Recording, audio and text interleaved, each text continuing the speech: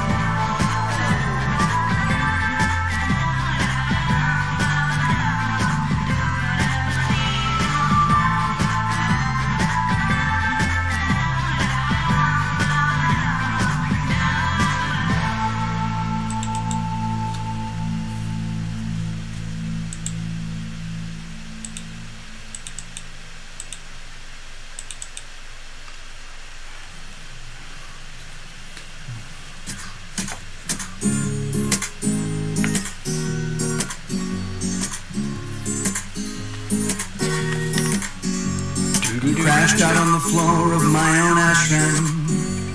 My neighbor is a multi-millionaire. I'm in love with the girl from New Zealand, and she's so sweet and so fair. Now I'm walking down the beach, wishing it would rain.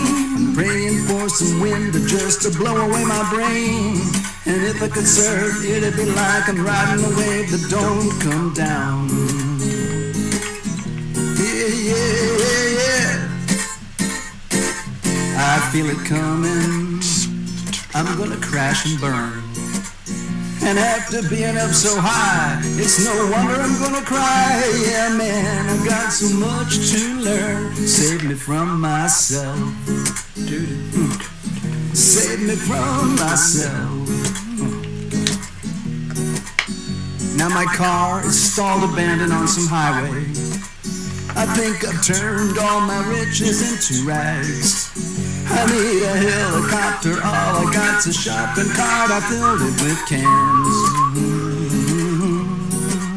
At first I thought I saw a billboard and it was pounding out my name, but that was just my imagination. I'm hallucinating again.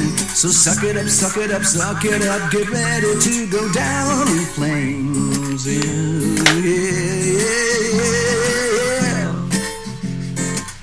I feel it coming. I'm gonna crash and burn. And after being up so high, it's no wonder I'm gonna cry. Yeah, man, I got so much to learn. Save me from myself. Save me from myself. Now she's 7,000 miles across the ocean. She lives in dreams in her exotic island home. She's surrounded by everyone you'd love and you'd wish for. And me, I'm all alone. Now my wish is that I kiss her just to get the taste of love we have, but yet it's still being synchronized from up above. For now I'm at home, I'm sleeping alone. I'm dreaming of her love. I'm dreaming of her love. I'm dreaming of her love. I'm dreaming of her love. I'm dreaming of her love. I'm dreaming of her love. Oh yeah. I'm dreaming of her love. I'm dreaming of her love. All right. Enough of that sloppy, sentimental, romantic stuff. Cheapers. Who do we think we are here? Hello, Love Triber. Doesn't look like anyone's here tonight. It's kind of upsetting. Maybe the notifications just didn't go out. That, again, doesn't surprise me. It's kind of sad, really.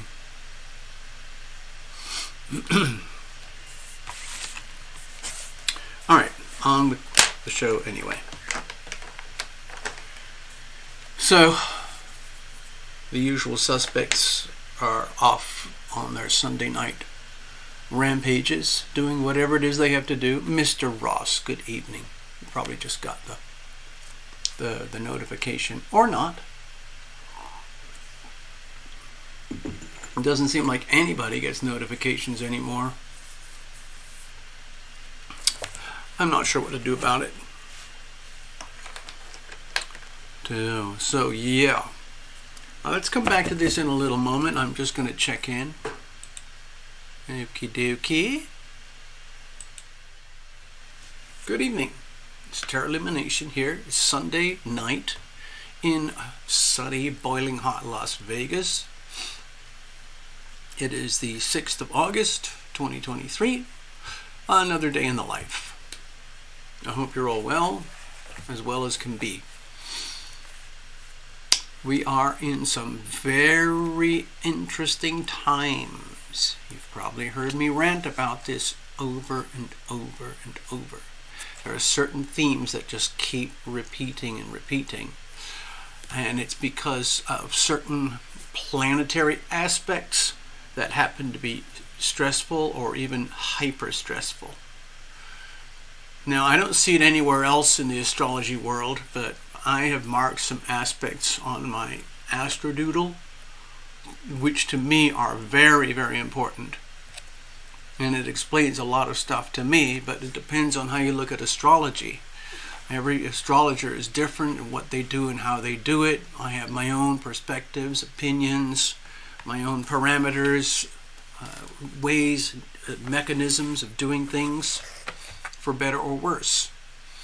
And then the YouTube viewer crowd, they can just pick whoever they want.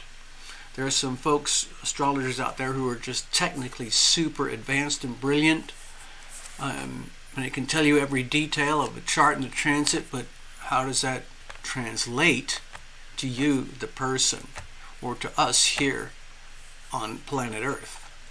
That can be a little different. So, anyway, you've probably all heard the news. Path Traveler, dear wonderful Path Traveler, a very, very feisty member of this community in this channel, has moved on. She passed away about a week ago. And it was kind of sudden and kind of tragic. And a few of us were very lucky to be close by enough to be able to effectively hold her hand through the process. What we all know is that she was very gifted and very forthright and open in her feelings and opinions, and very much appreciated because of that. She had all sorts of, health issues that she allowed her, but she had the strength that allowed her to survive through some very severe health issues, and that brought her to where we were about a week ago. And then suddenly, kaboom! Everything went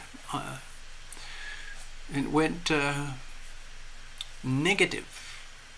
Depends how you look at these things. She's in a beautiful, beautiful place right now, and I've been very lucky to have what I consider a few of those sort of mystical types of encounters. We have those on this show anyway. For example, when Necessary Truth is here, she often brings her personal guides, her guardian angels, who are very vivid characters. They're so vivid that they actually permeate through the ether and they show up here. And I get to pick them up through my sensory faculties. I think of it as the pituitary gland right here, buried in here. It's like a sensory organ, very similar to your eyeballs, your ears, your nose. It's a sensory organ, but it's designed to detect frequencies that are outside of our visible spectrum. And so the pituitary is also very close to the hypothalamus, which is, again, part of our fundamental operating system. The hypothalamus is basically kind of in control of all our autonomic functions about how we breathe, walk, stand, sleep, wake, and how our metabolism responds to stress and joy, how we basically, it's how we operate. And so you could say that the hypothalamus actually takes care of 95% of our operations. And then we have a small percentage left up in here, which we could call conscious awareness, where we actually have the right to choose and override certain autonomic behaviors in favor of other behaviors that might not be, let's say, naturally occurring at first until you learn the favorability of certain behaviors. Like the obvious example is in the old days. I remember studying some history where in jolly old England, murder was a very, very common activity. If somebody had a problem with someone else and you just couldn't sort it out at the pub or over a couple of beers or through just a regular fist fight or some kind of long-term feud, you just go and kill them. Or they kill you. And that's the end of the problem.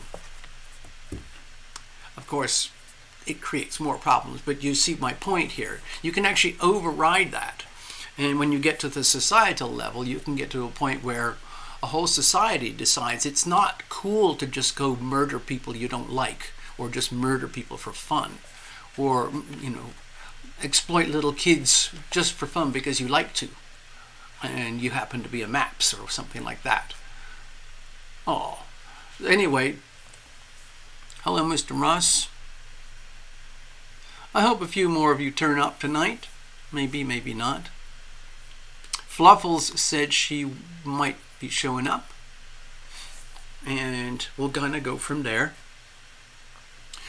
I think going back to like the creepy, well, it's not creepy, but the morbidity, the subject of death,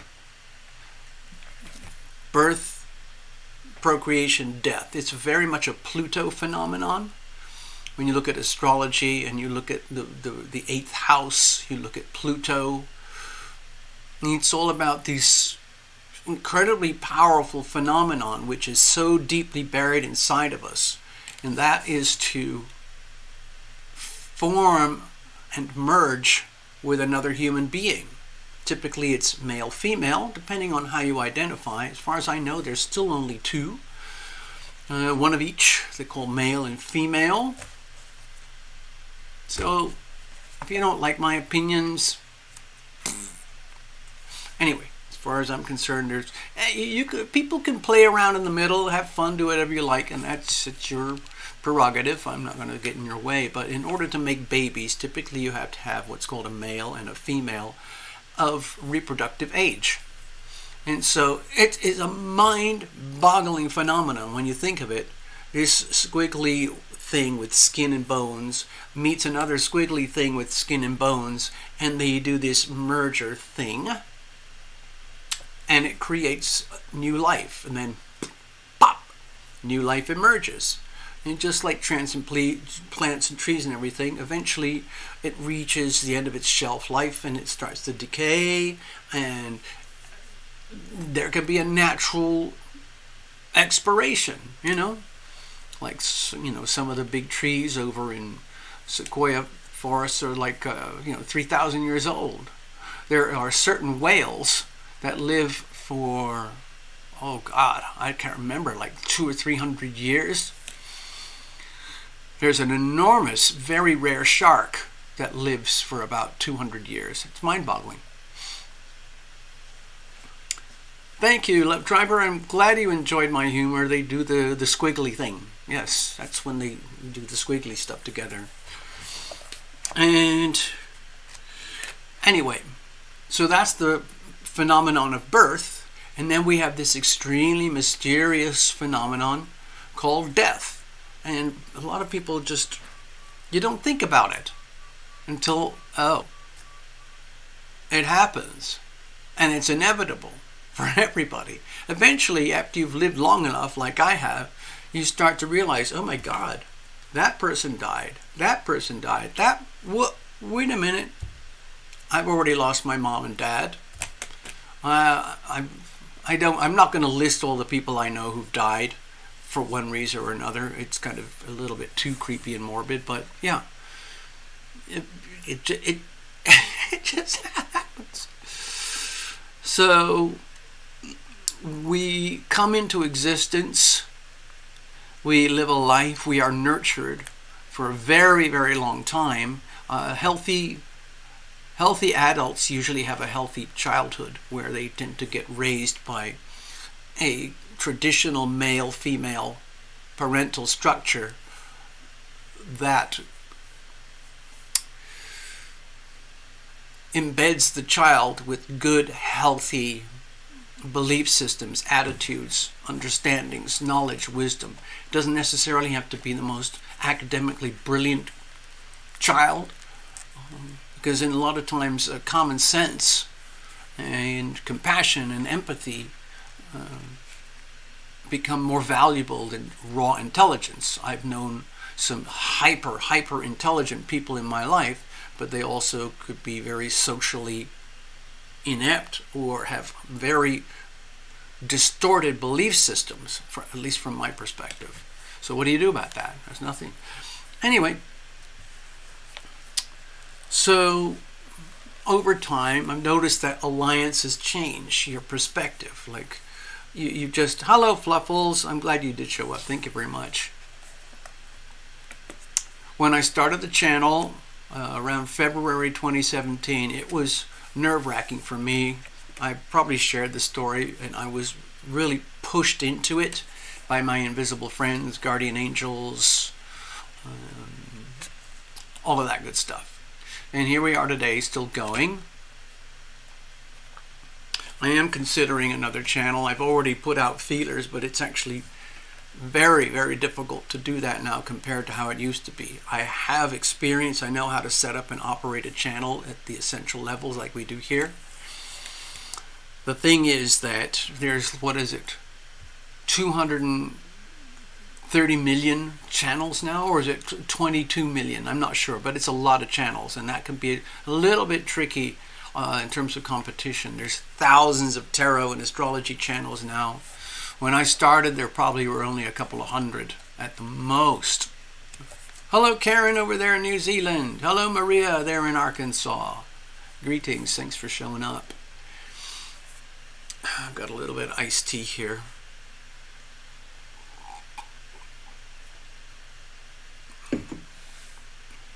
I went out with my dear friend last night, invited to a concert. It was a cover band, and they're called Phoenix, and they specialize in classic rock. That's not really my field. I didn't really recognize most of the songs. Some of them I definitely recognized. There was something from, these are going way back, many years. There was something from Steve Miller. There was something from AC/DC. And those are the ones I remember. And I felt myself really kind of like, I want to get up and jump and move around. I was mostly fixated on the band itself because it was so entertaining just to watch the musicians. These musicians were outstanding. They were virtuosos in what they do. Good evening, Tina. So it was really, really fun, and it gave me a lot of sentimental feelings to my glory days in pop music and rock music. And then the show was over. But the funny thing was on the side, we met a very fun, interesting person sitting next to us. We had great conversation. And then we noticed that there's some very entertaining people dancing in the crowd. There was one old gentleman, probably like about 6'4", with his cute girlfriend who looked like she was about 4'6". That was funny to watch.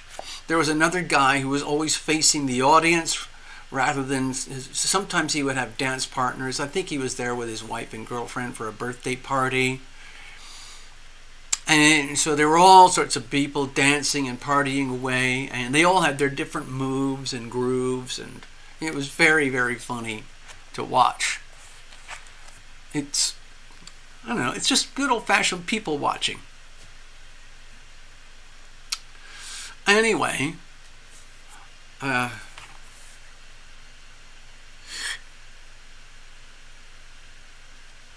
feeling like with Path Traveler, there was this consensus. Well, of course you're going to be okay.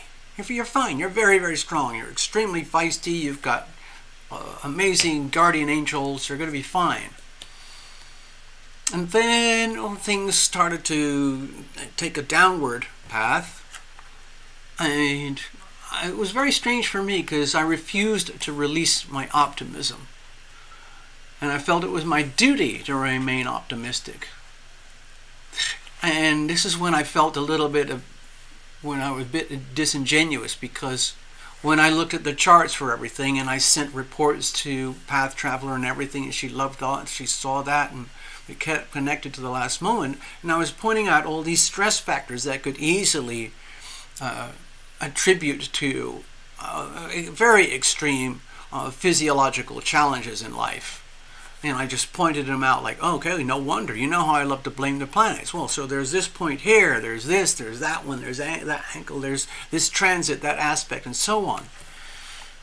And then when things started to get really bad very, very quickly, I felt kind of ashamed. And then the next day, early in the morning, I saw a particular set of transits that looked to me like a death blow. It literally looked like a dagger hitting at the heart. I think there was very little pain involved, but effectively that's what happened. It was a major heart attack with major mechanical problems and ultimately failure. Multiple organ failure until the end was inevitable. So anyway, we stayed with her right through as much as we could, and she had her son and brother on standby, of course. So it's been about a week now. I'm stepping back. I'm hoping to reconcile and get things, so that everybody can move on. Okay? Anyway. Yes, thank you, Esther. So, let me go to the charts. Give me a second here. Sorry, a little scratch.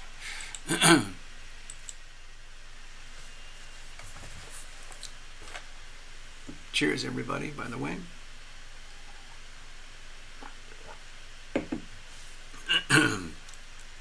So, if you can just put out of your mind this big orange thing here and this big orange thing here. It's sort of like, orange cones on a highway. That's how I think about it. Here are the actual planetary aspects and stress points here and here. So, when I'm looking at the charts, there's a lot of repeating themes. This is a very slow-moving transit right now. We've come out of a year and a half of a very extreme transit over here, which was the Taurus-Scorpio nodal axis. And that was all about the global financial system going through massive upheavals. Also, with Uranus here and Jupiter here, it included massive upheavals and disruptions and shock and unpredictability with global things like climate, fires, hurricanes, tornadoes, flooding, drought, all happening simultaneously in highly unpredictable, very disturbing, frightening, shocking ways. And of course, there's all sorts of reactions and everything. There's massive solar flares. Oh, there's the 11-year solar cycle. Oh, there's a solar minimum. Oh, there's a solar maximum, and so on and so on. There's also the gravitational pulls from the different planets that can amplify things like earthquakes and tectonic plate shifts and so on and so on. But again, Uranus in Taurus means radical shaking, upheaval on the earthly plane of planet Earth itself. Basically, this place that we all call home. Everything here is being shaken up. And it's not just the planet shaken up on the tectonic plates here, here, here, here, and so on. It's all the people that live on this planet. It's our home. And it's filled up to the max right now, and we're exhibiting all the symptoms of a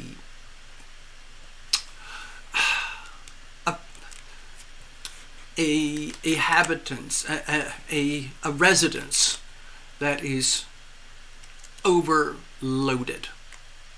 The controversial word, of course, would be overpopulated.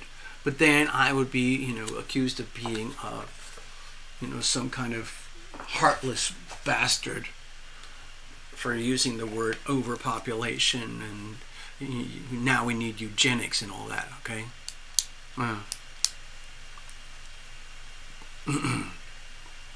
So, anyway, we've been dealing with that for a year and a half. The nodal axis has moved on, but we still have Uranus and Jupiter in Taurus here. So Jupiter is radically amplifying the upheavals on planet Earth. Simultaneously, Neptune is slowly approaching the crisis degrees here. So Neptune in Pisces in the 12th house, you can guarantee on the unhealthy expression, we're going to see more and more catastrophic events across the world regarding water pollution, drought, flooding, contamination, sewage spills, bacterial infections, wet areas turning dry, dry areas turning wet, a lot of death. Right now in China, for example, we've got Saturn in Pisces over here.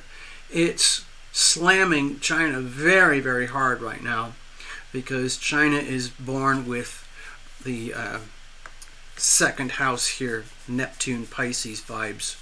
So they're getting really slammed. The Chinese, the economy, the Chinese yuan, the Chinese country itself, the climate, the people, the land itself is under extreme hyper duress. Millions and millions of people being displaced by extreme flooding.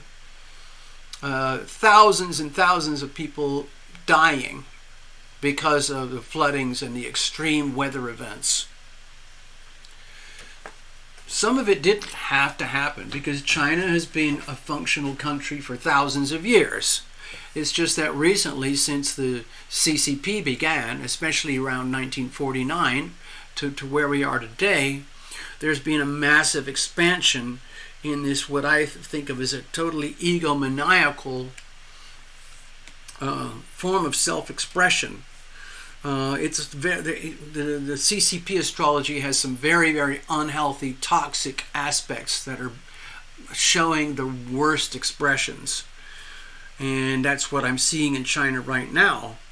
And so you get this impression of this facade. I mean, the reason I talk about China so much is because it has a huge impact on what happens across the rest of the world.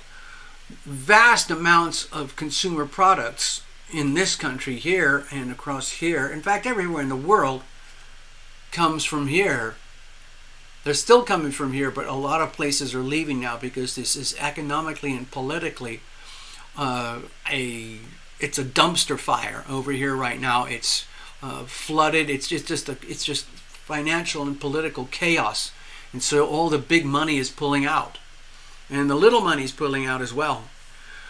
And again, that's drainage, chaos, loss, suffering, pain, all to do with this. So you could actually put it this way. Let's put the chart this way. And you can see what I'm talking about here. Okay?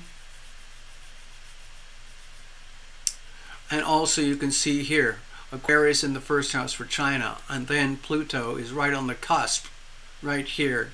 So this is a very, very, very tough, challenging aspect for China, this big T-square here and here. And this thing here, it's just absolutely brutal. So anyway, they're dealing with it the way they deal with things over there. God help them, that's all you can say. The Chinese people are suffering so badly at the hands of the CCP. It's very disturbing. And here's what's so scary. The global elites who operate from here and from here, what they're trying to do is take all the financial modeling and political systems over here and spread them across the rest of the world in order to create a singular order across planet Earth, like a single massive totalitarian regime controlled by unelected bureaucrats and institutions like the WEF, the UN, the WHO, and they take dominance over our national sovereignty. And that's the big, big war that's happening right now. That is very clearly expressed right here. Okay? These are the degrees of desperation here, here, and here. They're in extreme, hard, acute angle to each other, and they're making life, it's making life very, very tough. But again, this is part of evolutionary history. I can't do it right now on this show because I don't have the technical tools to do it the way I do my shows. But if I was going to make a recorded video, I could show you some of the charts that show you what this is like in terms of world history and how patterns repeat. It's very, very frightening. Here's another thing. Everything that we're doing in this country right now, here in America, especially with our banking system, the Federal Reserve, the United States Treasury, and Washington, D.C. Leaders, the particular administration, they're playing with the interest rates and printing money back and forth, back and forth. And what's happening? It's creating a spontaneous carnage. In the last few months, the interest rates have shot up dramatically here. And without going into deep financial explanations, it's causing tremendous damage in countries that are already fragile and weak with their economies and their currencies and their corruption and so on. Lebanon in particular right now is completely imploding. Extreme poverty, currency is absolutely worthless, so guess what? It turns into violence, extreme violence, hyper-violence. It's happening all over the world. Everywhere that's not the United States, especially what they call third world places, places that are already economically very challenged, it's going to get a lot worse for them, okay? Esther, you said it exactly right.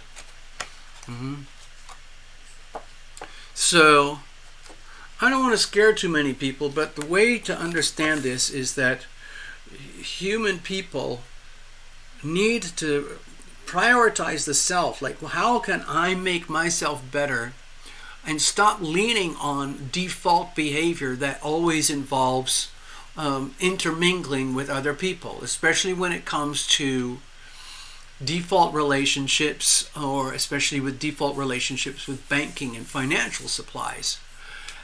Because you might be starting to realize after watching this channel that there's a lot of smoke and mirrors that goes on in the world of global finance. And that's what the global elites want. In fact, they're working extremely hard to take it to the next level of super extreme hyper control by issuing what's called the CBDCs, central bank digital currencies. We could probably do a show on that. We'll do some research. But anyway, it's a very frightening, disturbing prospect. It's already happening here, and that's why people are trying to escape out of China. Other countries are trying to do it because they're seeing it as a way to entrap, ensnare, and control their population. In other words, bad news. Anyway, I have to... Oh, hold on. Looks like we got a couple of bookings. Do we have a booking here? Tina's make a donation. It's okay if we don't read. Oh, thank you, Tina. I'm actually a little bit fragile. I mean, I think I could handle a couple readings. Let me see. Elizabeth wants a reading. Yeah. Okay, let's have a look over here. I just want to check a few things. Stay with me, folks. I got to check a couple things here.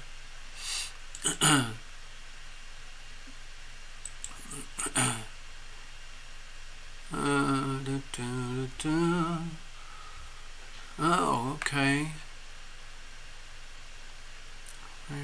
Tina, Elizabeth. Oh, okay. Well, listen, we are going to do some readings. We're going to do a mini reading for Gregory Ross, Tina Miller, and Elizabeth Boucher. I won't be able to handle anymore. I don't see how I could handle it tonight, honestly, so we'll leave it at that. And of course, I am taking appointments for readings outside of this show. So never fear, TarotLumination is here, and we will live on another day. Let me go back and check in with you just here. So I'm going to put up some magic post-it notes. Gregory, Tina, and Elizabeth. I can handle it, Tina. I think we'll be all right. And we'll go from there. All right. I need to pay a visit to the men's room. It doesn't often happen during the shows, but for some reason it's here. So I'm going to leave you with my latest hit record. Yep, you've probably heard it already. And let me see if I can find it here and play it for you. It's called my 2A song, my Second Amendment song. And I'm hoping the title speaks for itself. Some of you know my opinions and feelings about what's happening in America and the challenges to our amazing republic and our Constitution. Anyway, here we go.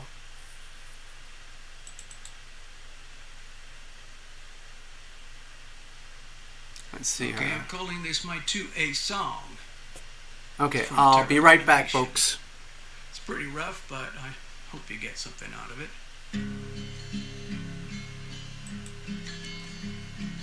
When will I stop being censored? All I'm doing is speaking the truth. Instead I am labeled as a domestic terrorist extremist with a short fuse. The fake news just lies and suppresses. The Marxists are writing the scripts. The unaware masses get led to their slaughter while patriots try to resist. Oh, you can't take me down and you can't shut me up. I got the First Amendment by right. And if the first one is threatened, I've still got the second. I won't go down without a fight. Yes, we still have our sweet Constitution, but it's severely being abused. Our only solution is a new revolution to take back what belongs to you and me. I'm sick of the perverts and pedos trying to normalize child sacrifice. They revel in evil and their satanic rituals packaged in their delicious lies. No, you can't take me down and you can't shut me up. I got the First Amendment by right. And if the first one is threatened, I've still got the second. I won't go down without a fight. It all began way back on 4th of July in 1776. The founders and fighters gave their lives for our freedom.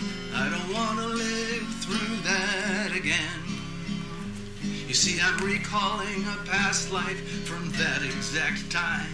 I shed blood to shake off the chains of the tyrants and despots who owned us like cattle. But if I have to, I'll fight them again. No, you can't take me down and you can't shut me up. I got the First Amendment by right. And if the first one is threatened, I've still got the second. I won't go down without a fight.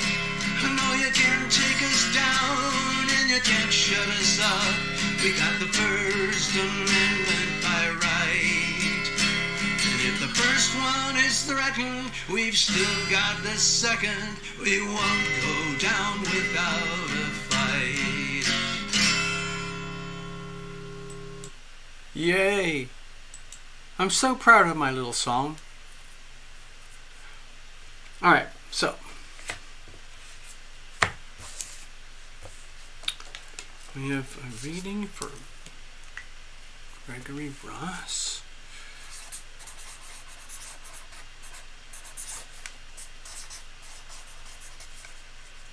And we have a reading lined up for Tina Miller. Some of you may know that name.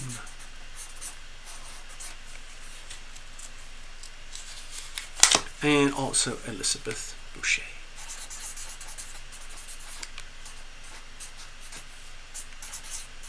I'm so glad you guys all turned up tonight.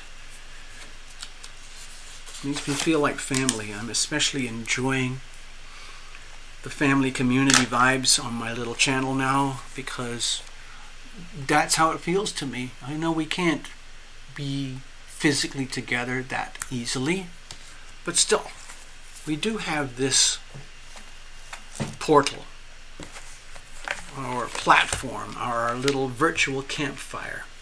I'm going to put all this stuff away over here while we get ready for the live mini readings. So, I'm going to tuck this away. Oh, this is kind of a condensed version what I was talking about in here. See this big T square here? Here. And these are the other really very difficult aspects that I can spot. Here's the Libra South Node, 28 degrees. Aries North Node, 28 degrees. Pluto in Capricorn retrograde, 28 degrees. That's an extremely tight, severe T-square. There's different ways you can interpret this. I have my own opinions. I've shared some of them. A lot of it is to do with this section here where the world order that seeks to be one, the elites at the very, very tippity top of the so-called, I would think of it as a pyramid of power. There's only probably a few thousand people up there, but they literally lust after power, money, and control. That's what drives them. They can't help themselves. It's part of their hypothalamus. It's part of their DNA. It's part of their... They can't control it. They can't control their behavior because it is like lust. And lust is very, very hard to control. I'm not heavily experienced at it, but people who exploit little children, they do it out of lust. They can't help it because for whatever reason they get incredible satisfaction and a rush out of it. And I think it's something to do with power. I don't think it's really to do with, gratification as such. The gratification triggers these mind-boggling, fundamental biochemical phenomenon inside our body, to do with dopamine and endorphins. And it's so powerful, and it elicits so much pleasure for those particular people who like to play with little kids. They can't stop it because once they've had a taste for it, they want more. And then the more they have, the more they want. And eventually, it just leads to what it is now. Things like full exposure through the movie Sound of Freedom.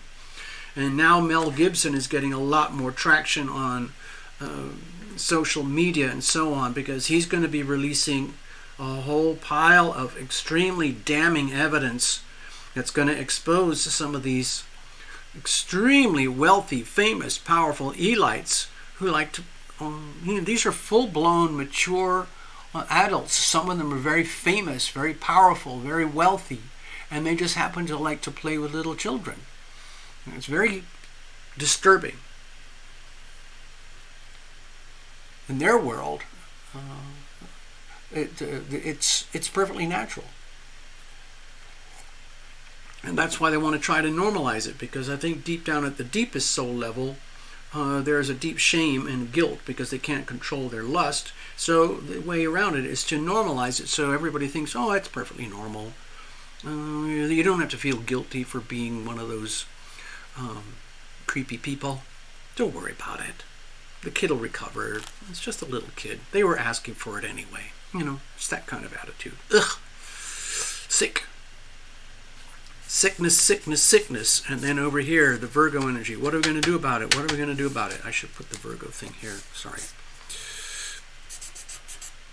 Okie dokie. So anyway, this is my super condensed shorthand version of what I was doing here. I made my little shorthand before the show so I could make sure that I got it really precise. So I'm going to tuck all my tools of the trade off to the side here. We'll come back to them as needed for your personal private readings. And in the meantime, we're going to set the stage as we go to work. Now, what do we got here? Mr. Ross. Ms. Miller and Ms. Boucher over here. That's about all we can handle tonight. Oh, you know what? I was just thinking. I just wanted to say thank you to the clients, visitors, subscribers, members, whatever you want to think of regarding this channel thanks for being willing to work with me during the week so I can provide mini readings and private readings during the week. Because in some ways, well, it's very different because it's private. We're not doing a public display of sometimes very deeply personal matters. So I'd like to mention again that I am open and available for personal private readings here. Now, they're not cheap, but compared to some astrologers and tarot readers, I'm extremely affordable. And you'll find out if you do your research. But anyway, if you wanted to go that way, you can go to TarotLumination.com, click the readings box, and there'll be an orange button, and you can select your reading there, and then we coordinate it and schedule. We do all the scheduling through the website and through emails and stuff until we actually meet up live on our Pro Zoom system. It's wonderful. It's extremely satisfying. I love doing the readings. And, you know, it could involve tragedy, money, health, family, love, whatever it is. We deal with it. So, again, I wanted to thank all the clients who are happy to work that way. It's actually quite fun. And it gives me a chance to extend my services and offer my services through the week, instead of having to pressure myself to just go for 5 hours on a Sunday night, which I can't do anymore. Also, I wanted to say thank you from the video I put out earlier, I think it was Thursday or something, where I went through a lot of my ranting stuff about, you know, planet Earth and humanity and all that good stuff. And at the end I mentioned about how Path Traveler passed away. And I was informed that there were all these comments coming in, and so I checked it out, and a lot of them I don't recognize, but it tells me that there are people who watch the channel that I'm not aware of. So I really, really thank you guys too. Feel free to dive in and join, you know. It's really just like a little campfire here. I mean, I really used to go on about that a lot because I had this whole I was projecting very heavily about setting up a whole life in New Zealand with some land and all that kind of stuff. And I'm very kind of envious because there's a channel that I like. His name is Neil McCoy Ward. He focuses on finance, global finance, and so on.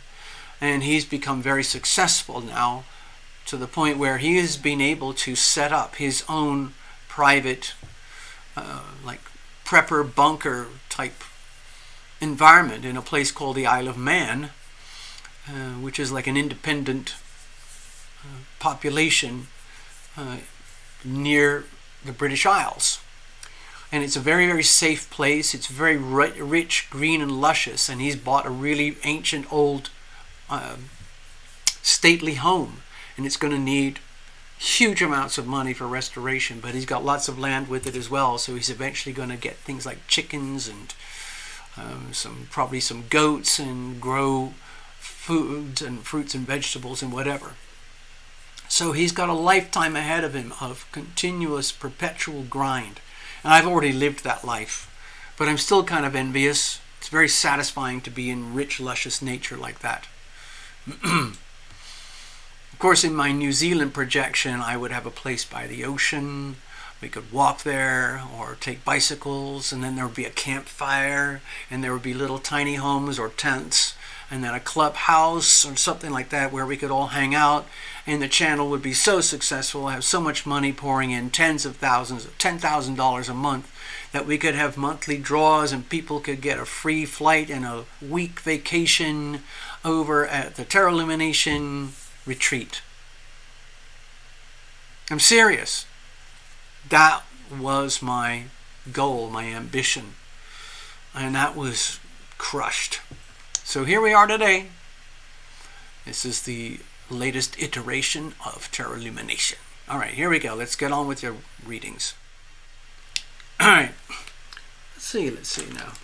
I'll put these stuff all this way over here. I'm going to use, of course, my situational spread as usual. Basically because it works. Why mess with what works? Why reinvent the wheel? Okay, gotta make sure I got all the cards. Yep.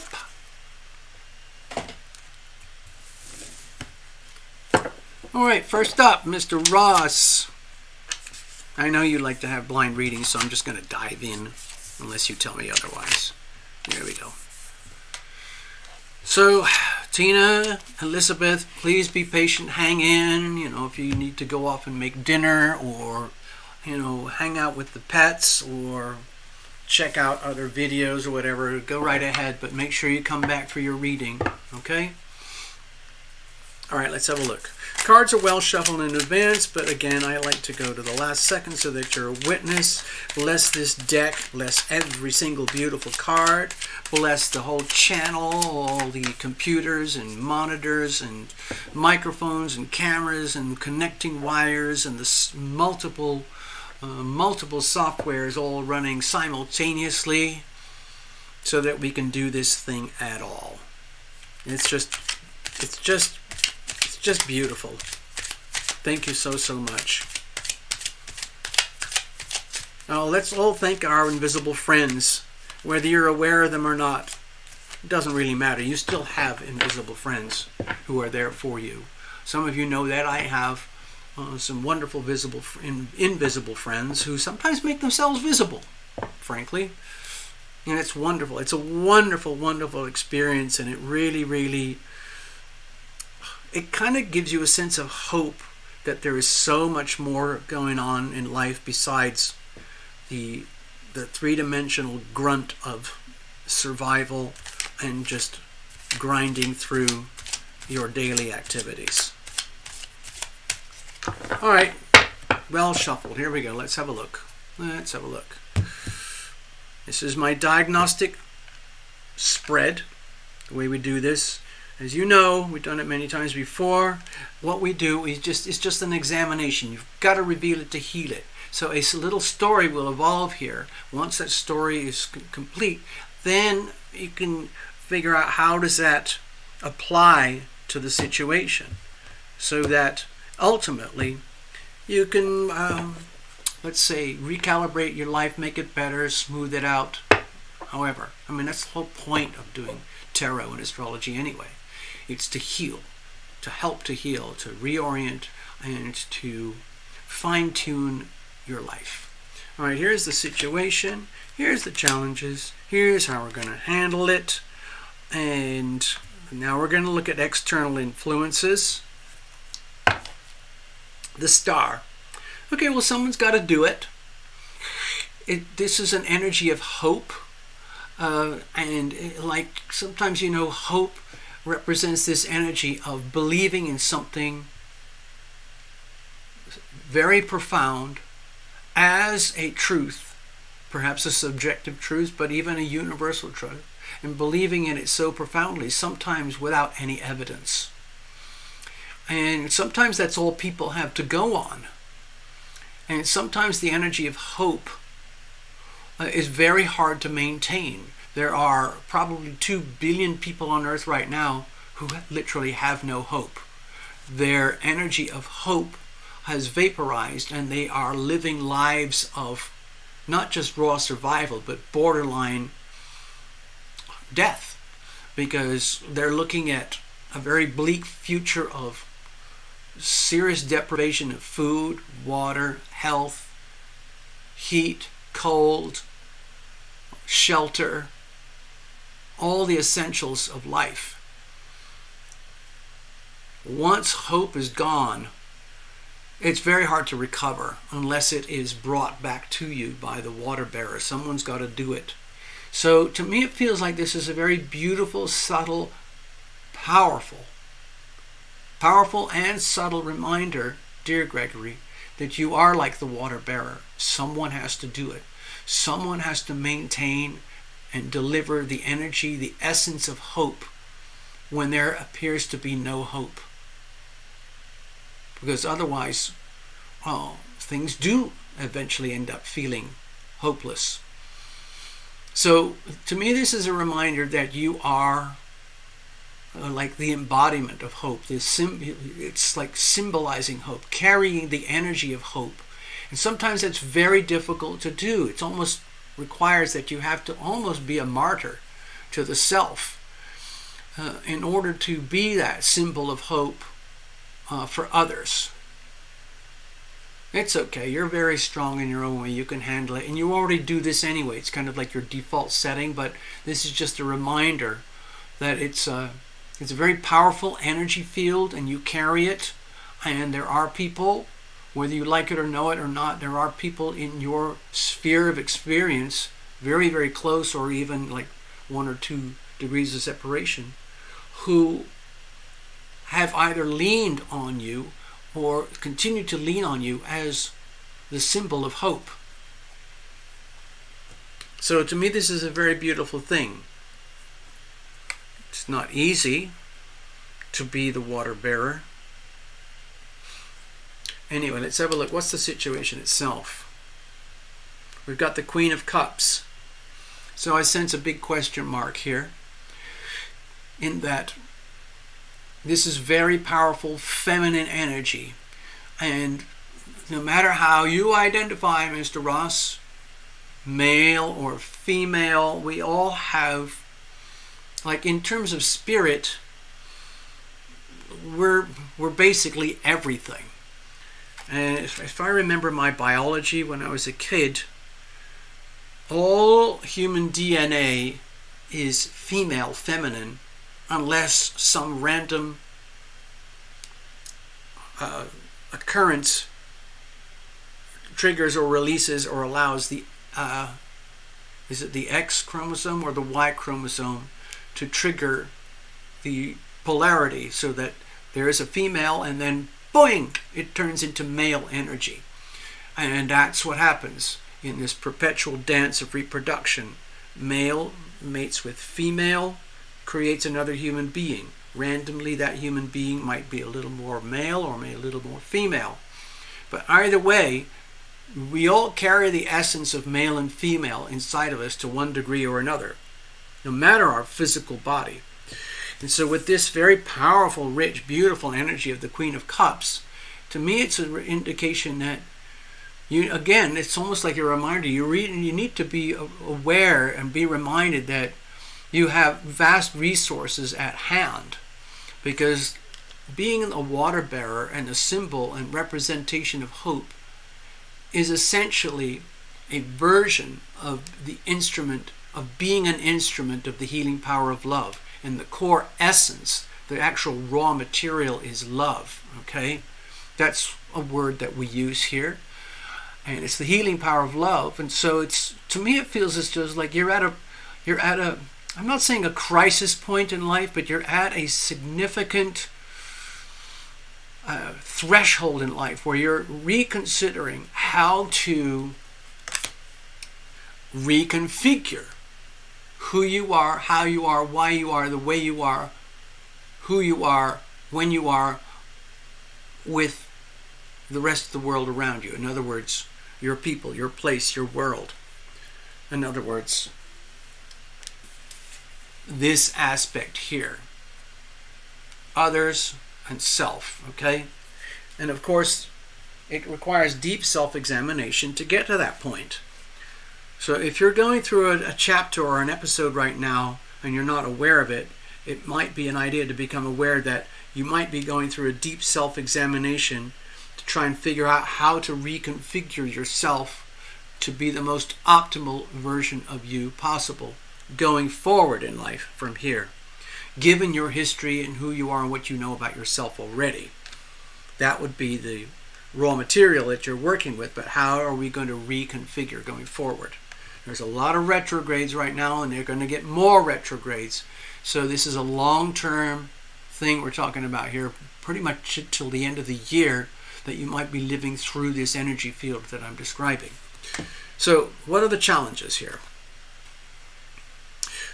It might be that it's like, how am I going to get the energy to do this? This requires energy to be an instrument of the healing power of love. This requires energy and power to be the water bearer, the symbol of hope. and to live by example. So the question is like, what about me? How on earth am I supposed to do that, be all of that, carry all that energy, and radiate so much passion in what I do and how I do it, when I myself may be suffering from the difficult aspects of this nature? In other words, if you're feeling the lack of love moving into you, if you're feeling certain degrees of hopelessness, then this reading might light it up and remind you like, oh my God, maybe it's a wake-up call. Maybe you cannot afford to lapse into hopelessness. And so it might be that your body is feeling a degree of hopelessness, in that, how on earth am I supposed to kindle up all the power, the energy, the fierce will to live that would allow me to be that and be that simultaneously? Because maybe you're the one who needs an injection of hope. Maybe you're the one who needs to receive the healing power of love. What about me? What about me, Gregory Ross? What about time to put me first? What about me? Maybe I need love and healing. Maybe I need some inspiration. Maybe I need to, I don't know, perhaps like reach out and for myself, Gregory Ross, instead of, perhaps leaning on default relationships or old relationship behaviors and patterns that are basically redundant. Okay? So the emphasis is on the self, and sometimes it's hard to figure out what to do, where to go, and how to do it without realizing what's not working. Okay, so how are we going to move forward here? Okay, to me it looks like you've got to be very kind to yourself, but in a very like three-dimensional, physical, material way. A lot of it is about save yourself, because with this story, the way it's unfolding here, you're the one who's going to have to do it. No one's coming to save you, because you're already configured to be the symbol of hope. You're already configured to be an instrument of the healing power of love in your field of life, in how you project energy and share your love with the people in your environment. And if you're at a point where the physicality of life is starting to feel heavy, then it's kind of up to you to realize, wow, I can't just take a pill and fix this. I can't just watch a few YouTube videos and fix this. I might have to do something like, to me it feels like going into nature, and it's almost like,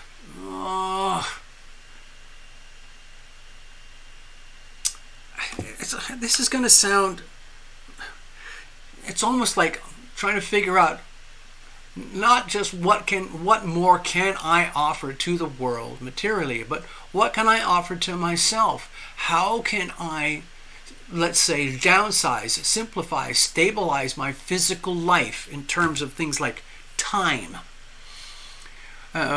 financial overheads, diet, physical activities, anything to do with being healthy that requires a strong focus on, I would say, sixth house activity over here. In other words, exactly what are you going to do to revitalize, rekindle, heal yourself, to be the nurse to yourself, so that you don't have to suffer from all of this over here. We're already exposing the suffering over here. It's happening to the whole world, but you're having your own version of it. So what are you going to do about it? Mars is saying, what are you going to do about it? Mercury is saying, put it in words, define it. Soon Venus is going to be there, instructing you to be very kind to yourself physically. Whatever that could be. Stopping bad habits. Instituting new good habits. Habits aren't good or bad per se. Habits are good habits can be very, very healthy for you. In other words, you discover what works, and then you turn it into a habit, like maybe getting more sleep, deeper sleep, or maybe cutting back on, I don't know, I like my wine and whiskey and beer, but I have to stop completely. Things like that. Smoking, maybe get exercise or something like that, in order to physically reclaim the energy that you might feel is lost or is draining out of you in ways that are difficult to understand or salvage or heal. So you have to me this looks like an overall, like a very comprehensive thing. Like you're going to have to get on top of yourself, get on top of things, reminding yourself who and what you are at your core, in that you've already given and shared so much in life already, but there's still a life ahead to live, and it requires as much passion, commitment, empathy, and energy than ever before. So how do we do that? It means create new levels of mastery in terms of techniques, practices, habits, sort out the finances, sort out the desk, sort out living expenses and living arrangements, so that everything is optimal, so there's the least amount of burden on yourself and the maximum amount of time and energy and resources that you need here. For example, it's very difficult sometimes to go through life when you've got so many external commitments that end up just being dead weight. Find out what that is, get rid of it, and streamline so that you can reclaim your natural vigor. Okay? All right. I hope that helped. We're going to move on. We got a reading now for Tina. Let's have a look over here. All right. So I'm just going to click a minute. I got a couple of clickety things to do. Oh, Ivona, did I say hello? All right. Forgive me, I'm just going to clean this up. I got to shuffle. I'm going to put on a little tune. While I shuffle.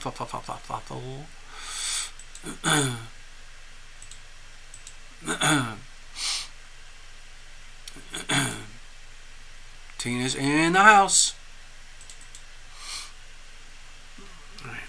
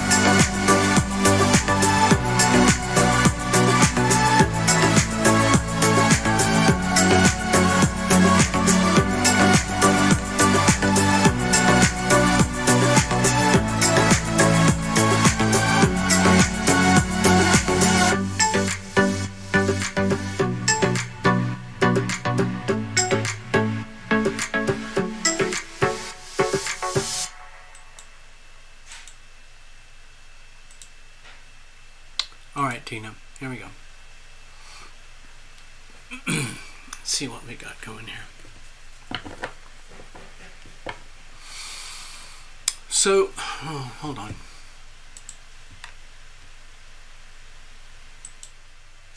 I hope you don't mind, I'm just going to go blind.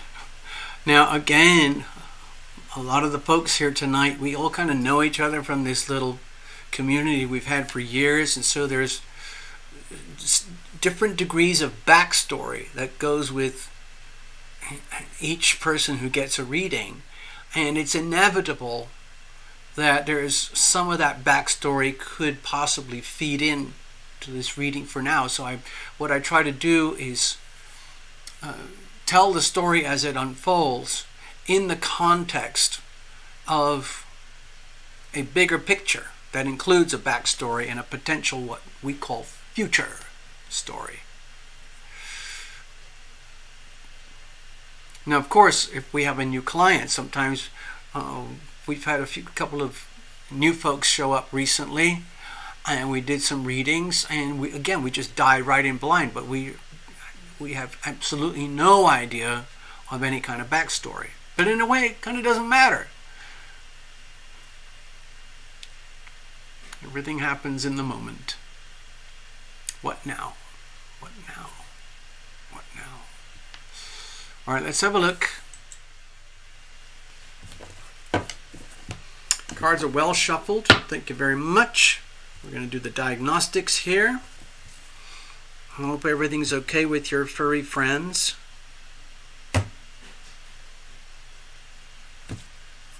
All right, here we go.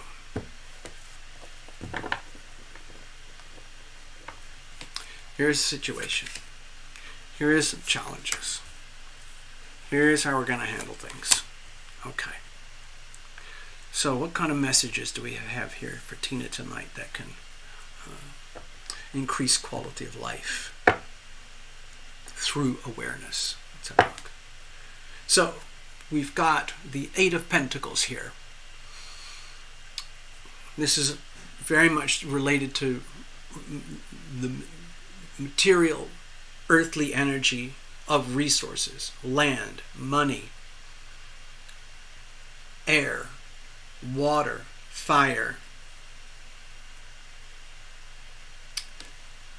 In fact, it's probably what you might be dealing with right now, Tina. A very big, serious work in progress that will require, and that already requires, huge investments of time, money, and energy, and the allocation of resources in such a way that you, and we've talked about this before because everybody's curious. I'm sure everybody here tonight who knows you is very curious about how things are moving along with the your new place. And of course, with all these retrogrades, it would be perfectly normal to feel like things might be going very slowly, or progress is like 10 steps forward, 9 steps back. Oh, we should have forgot to do that. We got to do that. Oh, we've got to figure that out. We can't go there. We can't go there until we figure this out here. So it goes back and forth. But that's normal with retrogrades. So if you try to force the retrogrades to comply and behave as if all the planets were moving direct all the time, then you're building problems for the future. Here's an example. I'm just going to try and keep it really simple. I'm going to take advantage of the moment, Tina, because it's a very real, very, very serious issue. If you look what's happening in China right now, there's massive devastation, financial devastation, environmental devastation, economic devastation, human life devastated, destroyed, lost. And some of it's avoidable, but some of it's not. What has tended to happen, if you watch the sources that I watch, you start to realize, oh my God, this is just an extension of very unhealthy human behavior. The leaders of that amazing country, China, got it into their head that they want to be bigger, faster, better, richer than everyone else on the world, and they want to take over the world and have and control everything. It's all about power, money, control. They're obsessed with it. And it goes right into a pyramid of power and money, okay? And at the very, very, very tippity top of that period is a very, very, let's say, presentable person, Mr. She, who is actually a he, and he has his rationale and way of doing things, and it's all based on the CCP. And when you start to see it from a distance, it's like extreme egomania taken to beyond description, even if it means creating a facade of having so much power, wealth, money, and control that it doesn't even matter anymore if it is just a facade. The only thing that counts is how does it look right now. So what's happened is over the last 40 years, but especially the last 20 years, and the last, I would say, 12 years especially, there has been massive exponential growth in highly corrupt behavior when it comes to building out cities, countries, cities, states, the land, to fit the agenda of the leaders. And their agenda is to be perceived as more powerful than nature, more powerful than anything or anyone in the world, more powerful than God, more powerful than love, more powerful than Jesus or religion or the Falun Gong, whoever, or Buddha or whatever. And it's backfiring very badly. The classic example right now is these big mega cities that are built on very shallow aquifers where there's a lot of water under, a lot of water is being used, and the mega cities look spectacular, but they're built going with very, very corrupt behavior between the contractors, the bankers, the builders, and the government in such a way that the end result is nothing to do with actually creating good housing or a sustainable, workable city. So what you end up is with these spectacular, fragile, imploding cities, flooding in Beijing. Massive, massive. Can you imagine London, or Los Angeles, Dallas, Fort Worth, Mexico City, huge, huge cities just completely flooded with days, weeks for the waters to recede. Not only that, the surrounding areas. Anyway, like, sorry, Tina, I'll shut up in a minute, but like where you're supposed to have drainage in a city, there's nothing there. They have manhole covers that cover what appears to be sewers, but there's nothing there. They have fire hydrants for firefighting, but there's no water inside them. And so on and so on and so on. Foundations for skyscrapers that are built on more or less just bamboo sticks and a very cheap concrete with no real foundation. So everything is very fake, and it's all falling apart. So that's what happens when you ignore retrogrades and when you ignore reality and you try to impose an egomaniacal reality on top of nature. It's guaranteed to backfire. Now, Tina, you obviously know all this already, so my hunch is that you are allowing yourself to live through the grind of what it takes to do things properly. That's basically the point I was trying to get to. A lot of people don't want that.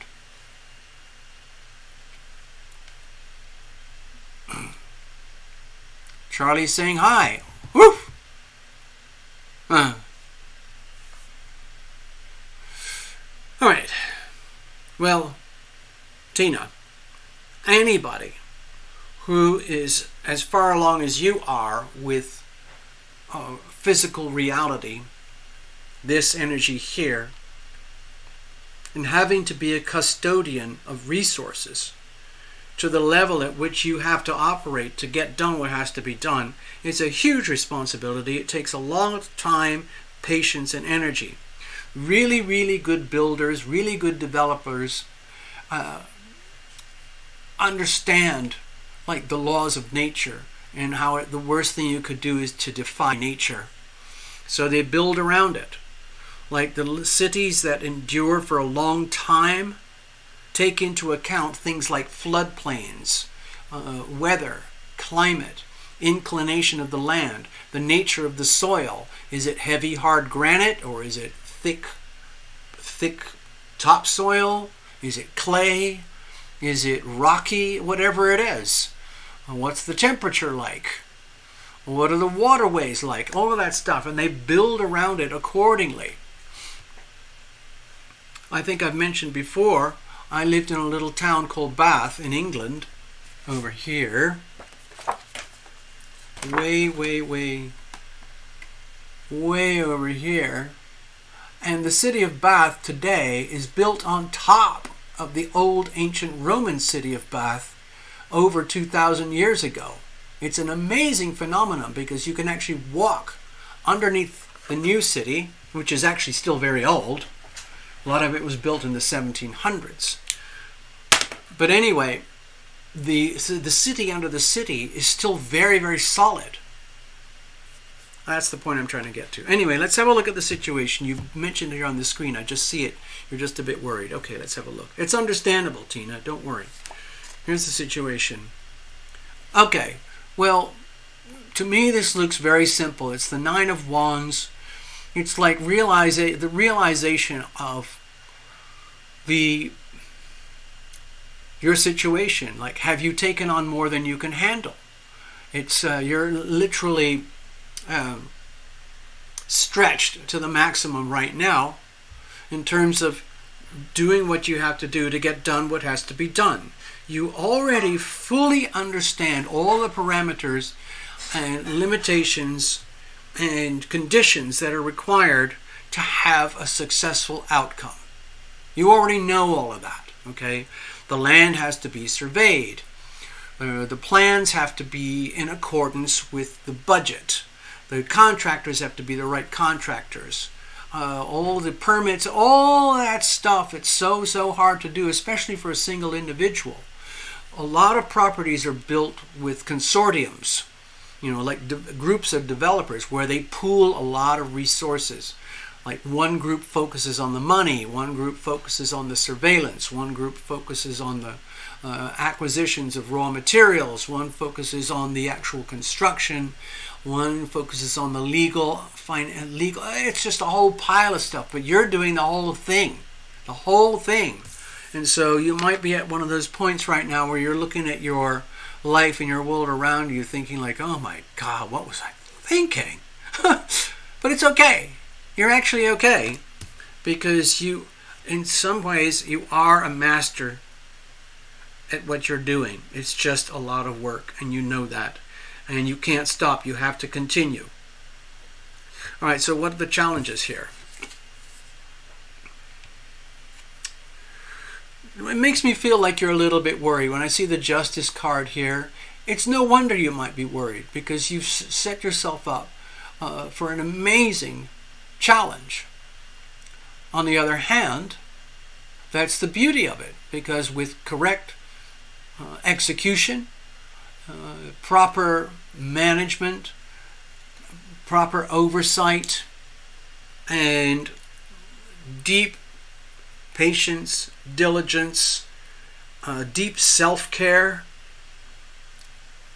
you're going to be just fine.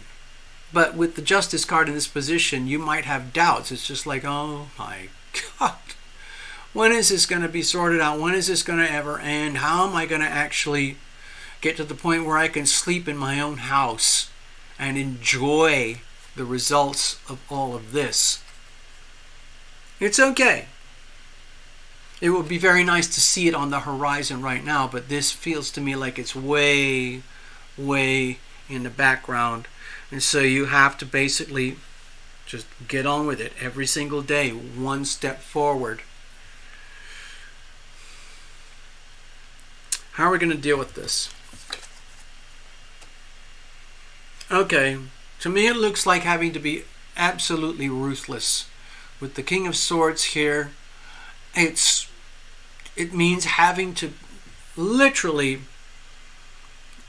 go like into the,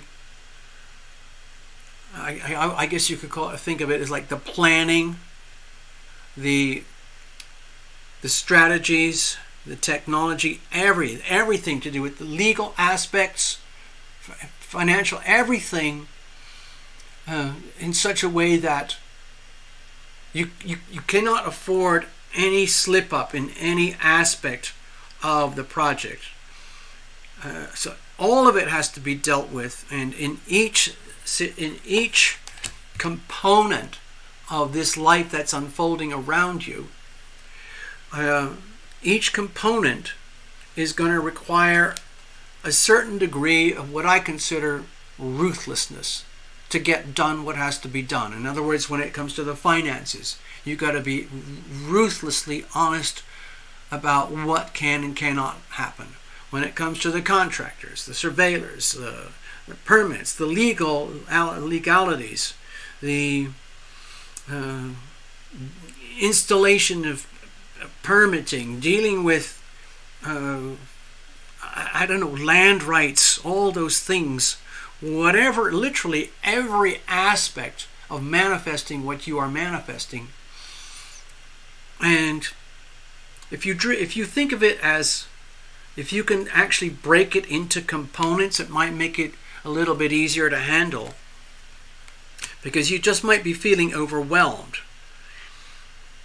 And then you get to the point where, oh God, I can't handle it anymore. Oh God, what was I thinking? Oh jeez.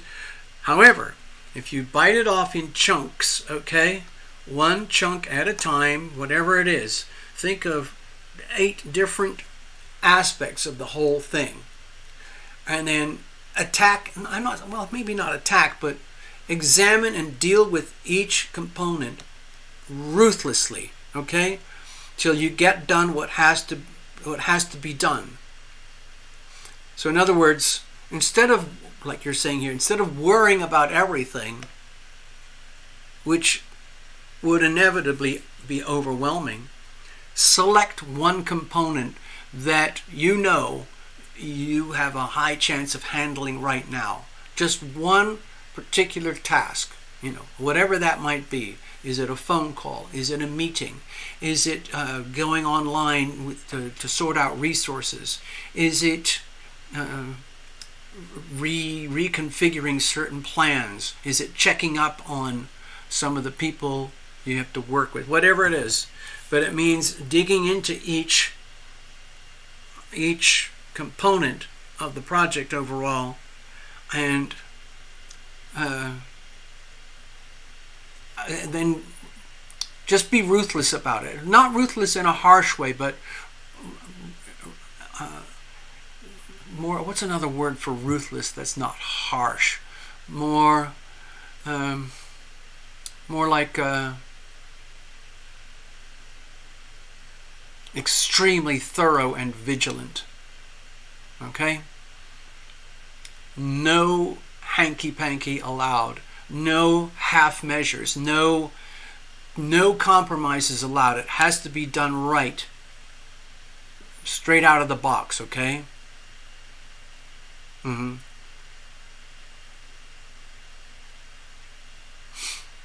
Okay, so I know this might not sound like a very encouraging reading, Tina, but I feel like you can handle it because you know you can. You've taken on big projects before, big chunks of life, and you've always reached the threshold, dealt with it, and then moved on. And so you're doing the same thing here. It's just maybe the scale of things is multiplied. The challenges are multiplied. The consequences are multiplied.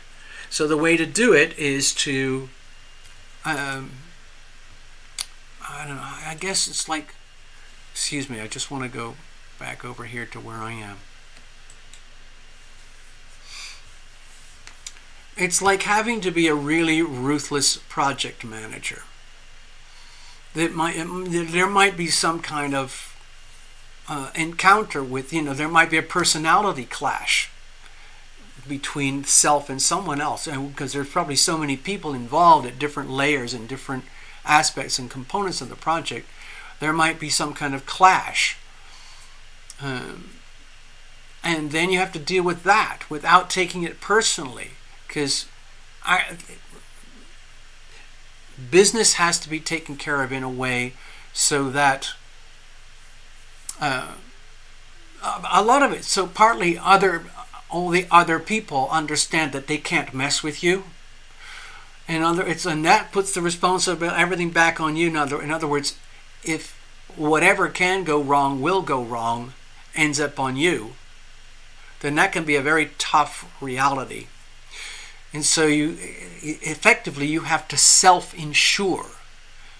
You have to self-insure the whole situation by removing as much risk as possible to get to the desired outcome.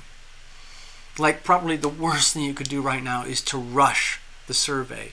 I know you've been like this, waiting for the survey to be done properly so you can actually get on with things. Okay?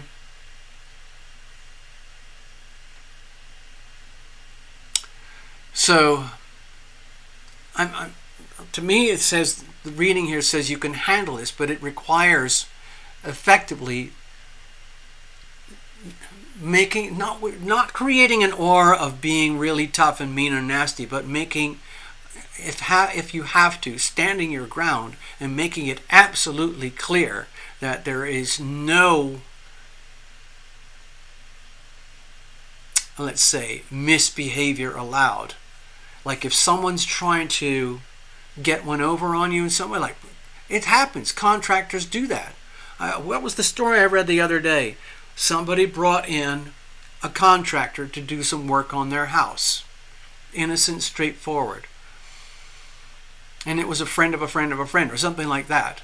So a lot of money was spent to get this stuff to come into the house so that the contractor could do what has to be done.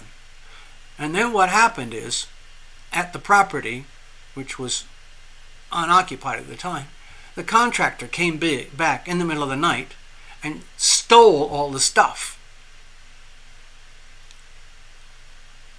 Now that's really dirty.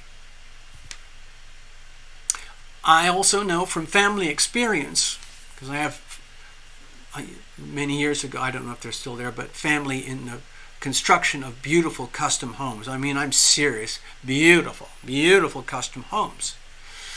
And one of these gentlemen that I know, who was actually my uncle, now deceased long ago, but he was very gifted.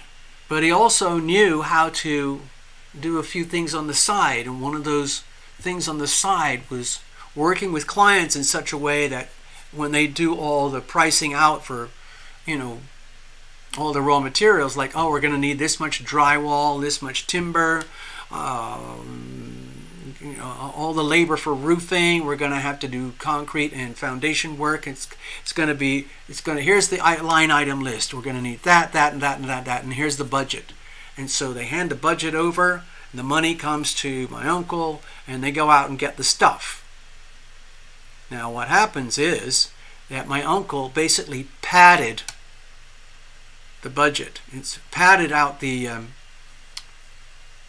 requirements in such a way that if they needed, 100 pieces of drywall, then it's actually, he'll budget it out for 125 pieces of drywall, but that won't show in the billing. And what he'll do is he'll sequester 25 pieces of drywall and put them into his big storage facility.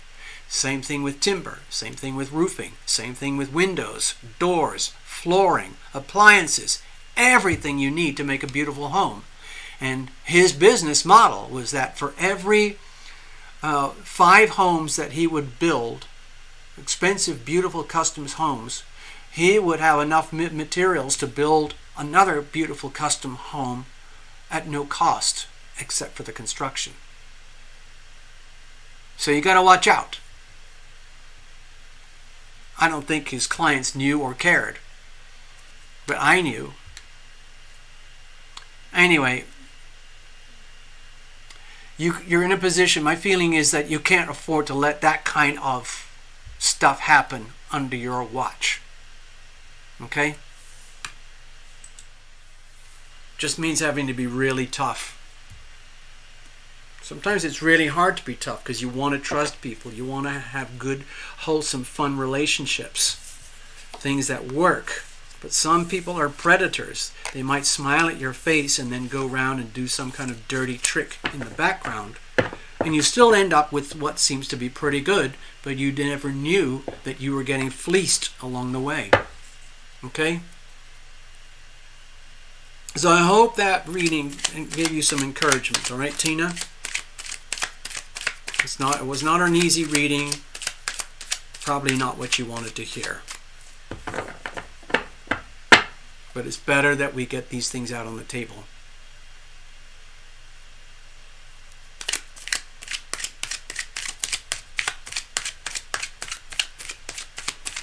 All right, I'm just doing a quick shuffle up here before we move on. We're going to read for Elizabeth now. I saw from the notes that Elizabeth wants to get some messages, feedback about her book.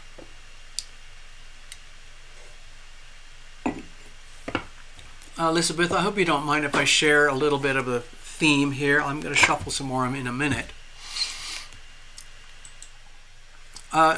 Most of you know Elizabeth has been here for a long time, and we're also close friends. She actually used to be a neighbor back when I lived in Venice Beach in Los Angeles. And we spent a lot of time together because we had a mutual interest in writing good stories, and so on and so on.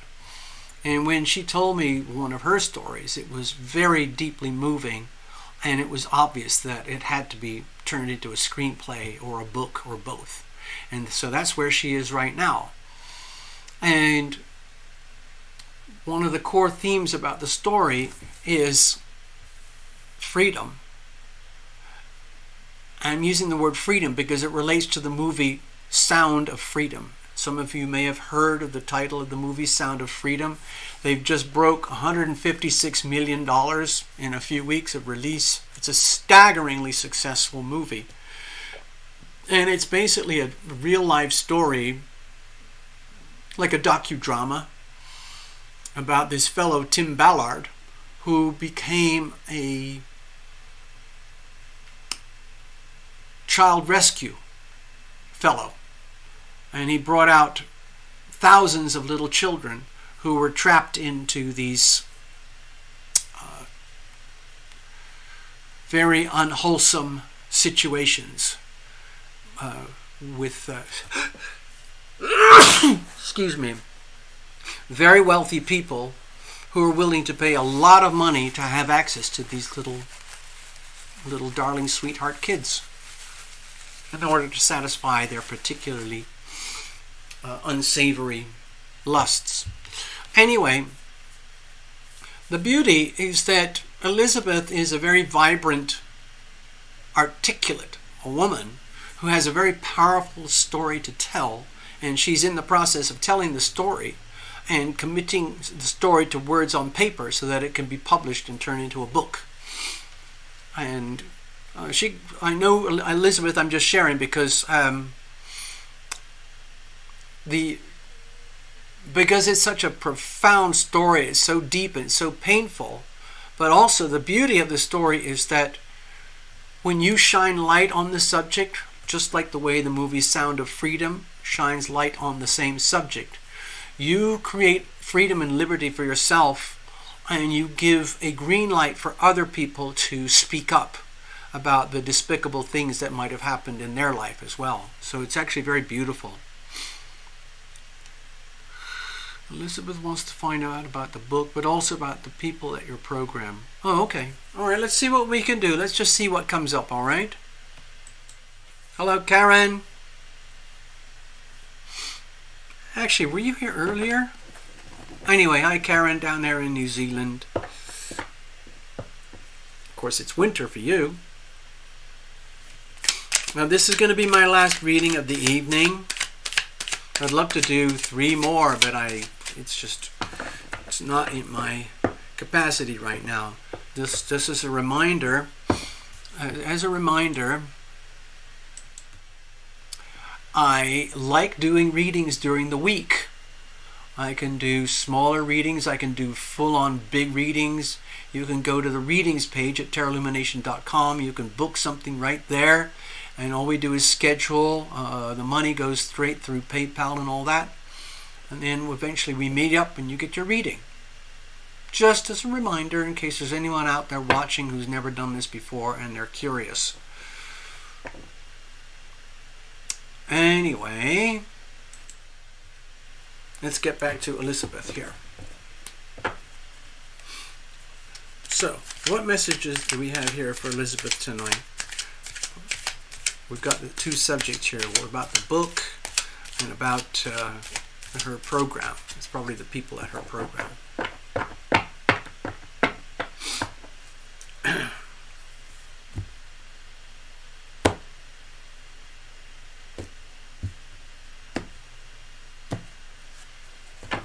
Alright, so you know the routine. It's my situational spread. It's like a diagnostic tool. Here's the situation. Here's the challenges. Here's how we're going to handle things. Let's have a look at external influences. I almost always default to the planets. Let's have a look. Ace of Wands. Alright, so we're looking at the energy of sacred opportunity here. And it's not lining up exactly with things like a new moon. Okay, we just had a full moon over here. The sun is in Leo and the moon was in Aquarius over here. But the moon is already, a few days later, the moon is already over here in Aries. So that new moon vibe energy is already well underway.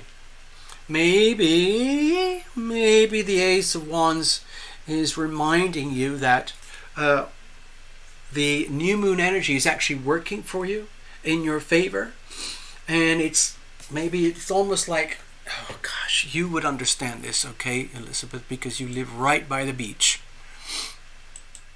Okay, what I'm suggesting here is like, you might be I'm kind of doing a double duty reading here. You might be involved in your program, in your writing and with your book, where you know the story that has to be told. You know how challenging it is for you to tell, because each page, each word that has to be written brings up all the pain and suffering, and you have to relive it and then put it on paper and turn it into story. By the way, folks who are here, Elizabeth has a style of writing that is very powerful and compelling, unambiguous. Anyway, so with the Ace of Wands here, interpretation 1 is that, in case you missed it, that full moon vibe could have been like a wake up, like, hey Elizabeth, wake up. You got to catch the wave. You got to get on these things while it's happening. You can't afford to be immersed in, like, say, microscopic issues or problems that trigger emotional distraction that takes you away from the extremely demanding work of writing your book. So you might not be hearing the message that you want regarding the book, but it's very important that you hear it. Next, with that Ace of Wands, it could indicate perhaps maybe there's someone in your program that's making your heart beat a little faster. I don't want to say. I'm just putting it out there. New opportunities, new starts, new beginnings. Let's have a look. Let's keep going. What's the situation? Okay, we got the Star card again. Again, big cards here. Okay, I'm going to be kind of blunt here, Elizabeth. Someone's got to do it. No one else can do this for you. You cannot outsource your life to anyone and anywhere else. Yes, there might be a lot of pressure, and you've been carrying a lot of pressure for so many years to just even carry the story, let alone write it. But you're at that gestation point where you're going through the writing, committing to words on paper. It's like giving birth to an elephant, you know. It's just a massive, monumental task with an enormous gestation period of years, and eventually you give birth to your work of art, your little baby, your creation, your book. And in so doing, you become a light of hope to others. And the Aquarian vibes here might be associated with the Aquarius full moon that we just had. Someone's got to do it. It's almost like the energy of martyrdom, because it's like you're doing it for the community. You're doing it for the rest of the world, because a lot of people cannot and won't and never will tell their story. There are a lot of people who've had very, very tragic, disturbing, life-destroying events. They will never be able to write those out. They'll never be able to heal themselves the way that you are doing right now, Elizabeth. Some of those people who were very, very badly damaged in the ways that you were damaged will never recover. They will end up as 100% victims. Now, you're very, very strong, so we already know that's not happening. But you're still at risk. And so the situation here is that it's the realization, if you don't do this, if you let's stay away from the negative. What I'm saying here is that it's essential to realize that you are a beacon of hope. It may not have manifested completely yet. The book is not published and available to the public, but that's what's happening here. You are a beacon of hope. You are the water bearer that brings the essence of hope to other people, because they're not able to carry the water in the way that you can. You've probably seen videos of people in certain countries where the water bearer is fundamental to the survival of the town or the village. And it's usually women. And it's very, very hard work. But someone's got to do it. Okay, what's the challenges here? Powerful cards, Elizabeth. You might feel as though certain things are out of your control right now, because with such big cards, it might feel as though that certain things in your life are very fated, to the point where, wow, do I have any control at all? Well, in fact, you do. So with the Strength card here, it's a question of, it's like you already know what the challenge is. You're very strong, okay? Let's just put it on the record here. You're very, very, very strong. You're a very strong, capable, powerful woman in your own way. And you already know that you have a very demanding spiritual task that has to be completed. Someone's got to do it. And ultimately, in this energy here, the fight is with yourself. In other words, how can I plow through this? How can I find the strength to do what has to be done?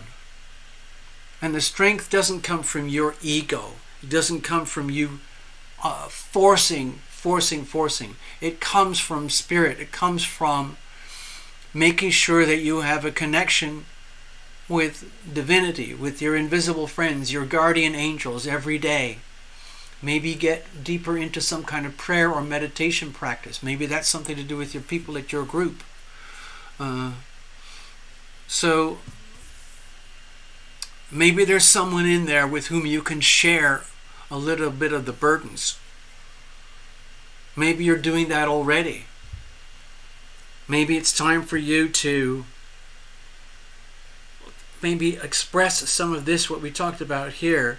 And maybe it's okay to let some people know that You might be struggling. You know you have to do what you have to do, but it can be a struggle sometimes. And this is, I'm not trying to say this because you might be weak or you might be losing the ego drive, but it's okay to reach out. It's actually okay to reach out, and you maybe put up the hand, raise the hand, and just openly admit, I need help. I need someone that I can trust, that I can talk to, someone with whom I can share some of my story, what has to happen, how it has to be done. And I offer myself in return. Okay, let's have a look. How are we going to move forward here? Okay, let's pray on this. I think, Elizabeth, you already understand what I'm talking about here. But for it to sink in and for you to become operational and like reclaim your power, your light, your symbolism of hope, your strength, your integrity, to the point where you know that you are an instrument of the healing power of love, and that the healing power of love is actually working through you, so that you don't have to rely totally on the sheer force and power of your own ego. There is something bigger and more powerful out there available to you, but it would be accessed by invitation through prayer. So what I'm sensing here with the Two of Swords is to deliberately put yourself into, I don't know if it's what your program's about, but it might be a prayer group. Or if you're not in a prayer group, if you're in some kind of other program, it might be an idea to explore a prayer group where you can,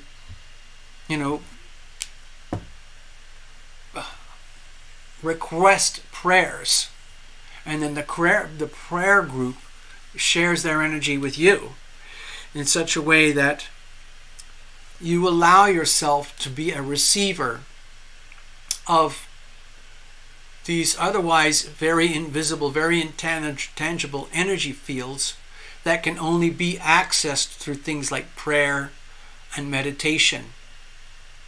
The thing is, I'm going to share something with you, Elizabeth, because I think you were around at this time. You might remember years ago, Elizabeth, I was very deeply involved with a very advanced yoga group, and it had a very profound healing impact on me and my body and my whole spirit. Allowed me to live, to survive. Otherwise, I'd be dead. And there was an unhealthy part of that journey as well, but that was a very important part of it as well. But in that group environment, it was actually a very advanced yoga group, but it could be something similar like a prayer group, where, okay, you got the word enemies, okay? If you feel you have enemies, it might be better that you just simply remove yourself from the group and find a group where you can feel a sense of connection, camaraderie.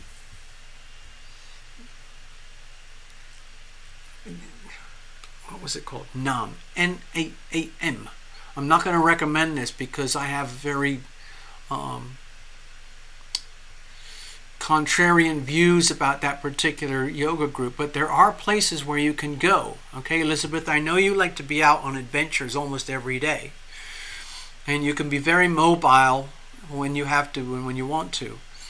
But what I'm sensing here is that I know you have you've ended up having to be involved with clinics and hospitals and all that kind of stuff in a traditional form of healing. But if you are finding that you have so-called enemies, I have enemies at the program, enemies. They moved. Oh, so are they still there? Anyway, with the reading here, what I'm sensing is that in order for you to fulfill your destiny as the writer that you are and to bring your story to the world, it feels to me that you need a bit of support from something that I would call a prayer group. It doesn't have to be like religious prayer, but more like a prayer group. I don't know how you would find one or source one in your neighborhood. But it seems to me that it would allow you to break away from these structured, organized group. Oh, Nam moved. Oh, did they close down or just move away to a different location? Oh, okay. Anyway, I'm not an expert on these things, okay, Elizabeth, but it looks to me like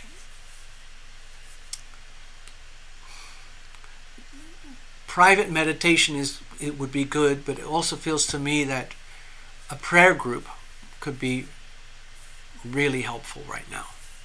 I hope that makes sense. Thank you, Elizabeth.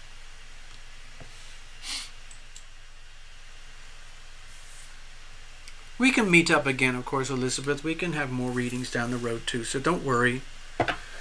It's a long-term project. I know you've put huge amounts of work in already, and there's still a ways to go.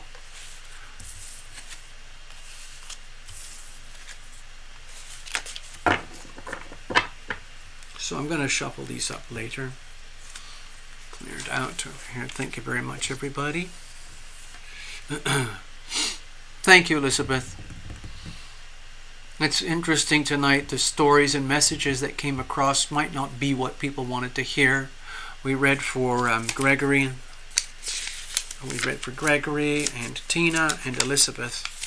And in some ways, each reading was quite challenging. Okay? Each in their own way. I'm going to shuffle up the deck later. I just kind of want to say goodnight and farewell to everybody. It's been a lot of fun hanging out again. Let me see if I can. There's something else I wanted to share. Hold on. Let me go over here. Sorry, I'm puttering around with my all the computer programs, the broadcasting systems and all of that. Hold on.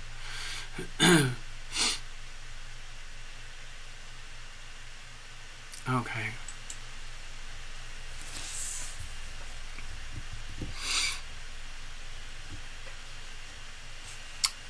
I'm going to go back to the charts for a moment. Let's put this over here. Thank you, Gregory. Thank you, Tina. Thank you, Elizabeth. So, if you don't take it too personally, but remember these aspects here, these transits here, this one in particular, and the shorthand version of it. Actually, I'm just going to highlight this a little bit so you can see what I'm trying to express here. This is unconventional astrology, but to me it's very, very important. This is very extreme right now. These degrees here, especially over the last 10 days, especially, well, almost 2 weeks ago, but especially a week ago, these were at peak crisis energy at the 29 degree mark, okay? They're moving into the 28 mark right now, but it was 29 degrees, and those are the degrees of desperation, of crisis. And so that would have been happening in the world of relationships. Now, where that's what sector of your life where those relationship dynamics would have reached a crisis point, that would be unique to everybody. The thing is, this thing here represents crisis, breakdown, complete desperation. And however your astrology is built, it's going to be somewhere, and it's going to impact your life somewhere, wherever that transit affects you personally. So that's why we do personal readings on top of, generic global readings. So pretty much everybody in my world has been dealing with some kind of major crisis. And so what I was trying to hint at for tonight is the same thing is happening for each of you in your own unique way. Okay? So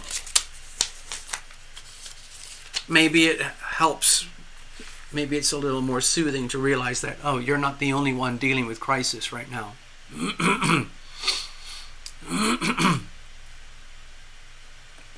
So there's that crisis, and of course there's the health crisis. The world is going through a health crisis right now. China especially. It's really bad, very, very scary. United States is having its crisis, but this is for the whole world. There's a lot of things that are very, very sick, diseased, and unhealthy about the world, and the question is, what are we going to do about it? So you add this on top of this, it's a lot of pressure, okay? That's probably why the readings tonight were pretty challenging, okay? So if you didn't like what I was hearing, please don't take it personally. I wasn't trying to hurt anybody's feelings. We just got to call it out as it is, all right? Karen, you pocket messaged me. Oh, okay, no worries. We'll forget it ever happened. Not a problem. All right, so what I'm going to do right now is officially call this the end of the show. Bye-bye. But because of the way the streaming works, my broadcast doesn't reach you till many, many, many seconds later. So if I shut down now, you're going to miss half the reading, okay? So I am going to stop my part right now and just play some music, and then when I on another screen I'm going to be watching what you guys see, and when I reach that point, then I'm going to shut down the show, and then that will take an extended time before the actual shutdown occurs for you on the screens. Okay, it's taken me months and months and months to understand this and figure it out in such a way that it's not disruptive to the viewer or the clients. Okay, so that's what we're going to do. I hope to see you all next week, next Sunday. And like I said, during the week, if anybody needs one-on-one, I'm right here. Just go to TarotLumination.com. You can figure it out from there. Thank you very much. I'm going to play a few TL songs. Okay, where was it? I had some songs lined up, and I was going to, where was it?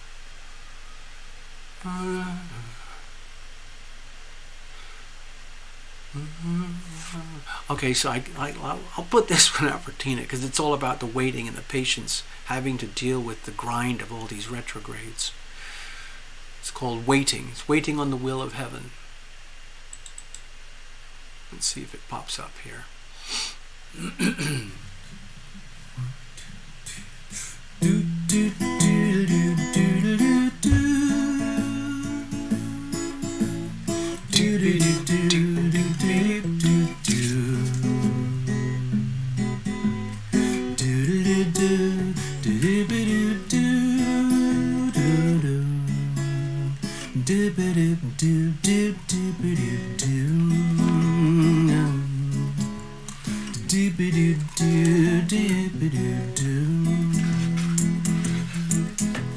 I'm waiting on the will of heaven today. I gotta tune in to what the angels say. I listen for the good news coming my way. I'm waiting on the will of heaven today. I'm waiting on the will of heaven today. Do do do do do do do do do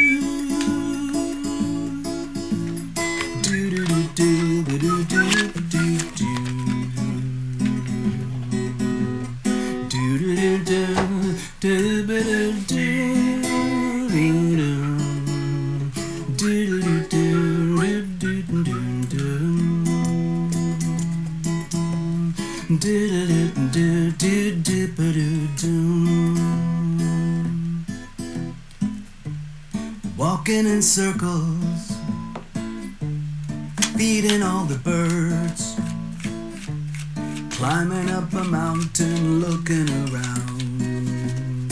Yeah, yeah, smelling all the flowers, staring at the moon.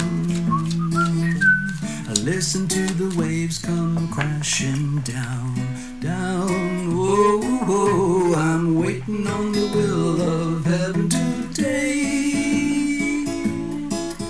I gotta tune in to what the angels say. I listen for the good news coming my way. I'm waiting on the will of heaven today. I'm waiting on the will of heaven today. Smelling all the flowers, staring at the moon.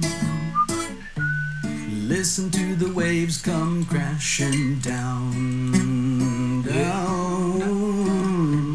Walking in circles,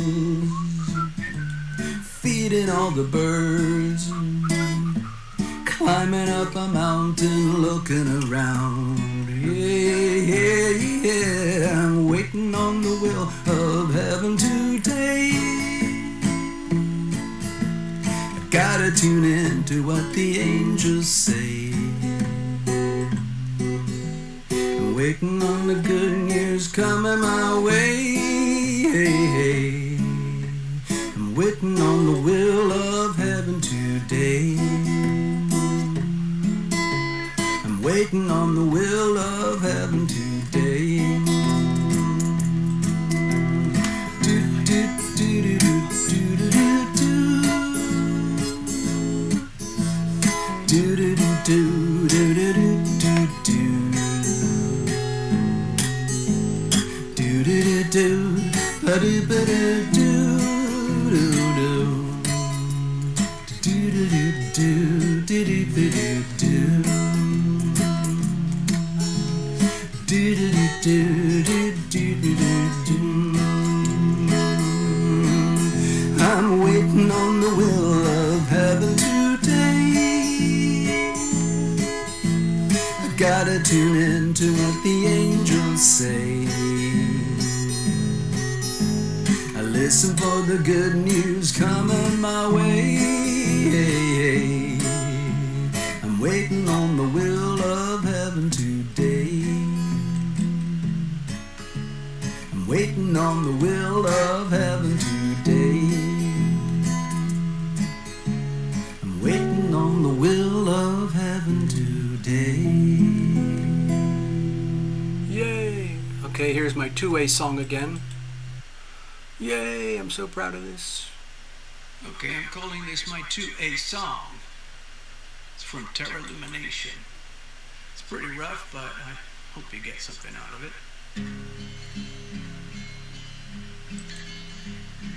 When will I stop being censored? All I'm doing is speaking the truth. Instead I am labeled as a domestic terrorist extremist with a short fuse. The fake news just lies and suppresses. The Marxists are writing the scripts. The unaware masses get led to their slaughter while patriots try to resist. Oh, you can't take me down and you can't shut me up. I got the First Amendment by right. And if the first one is threatened, I've still got the second. I won't go down without a fight.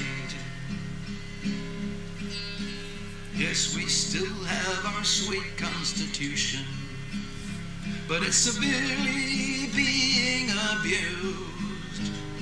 Our only solution is a new revolution to take back what belongs to you and me.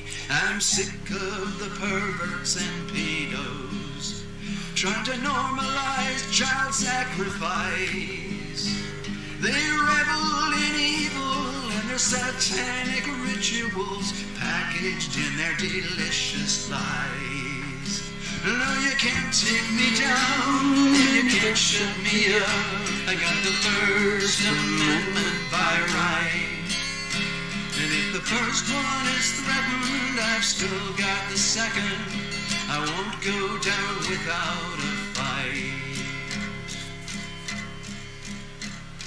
It all began way back on 4th of July in 1776.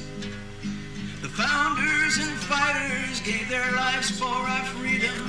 I don't want to live through that again. You see, I'm recalling a past life from that exact time. I shed blood to shake off the chains of the tyrants and despots who owned us like cattle. But if I have to, I'll fight them again. Oh, you can't take me down and you can't shut me up. I got the First Amendment by right. And if the first one is threatened, I've still got the second. I won't go down without a fight. No, you can't take us down and you can't shut us up. We got the First Amendment by right. And if the first one is threatened, we've still got the second. We won't go down without a fight.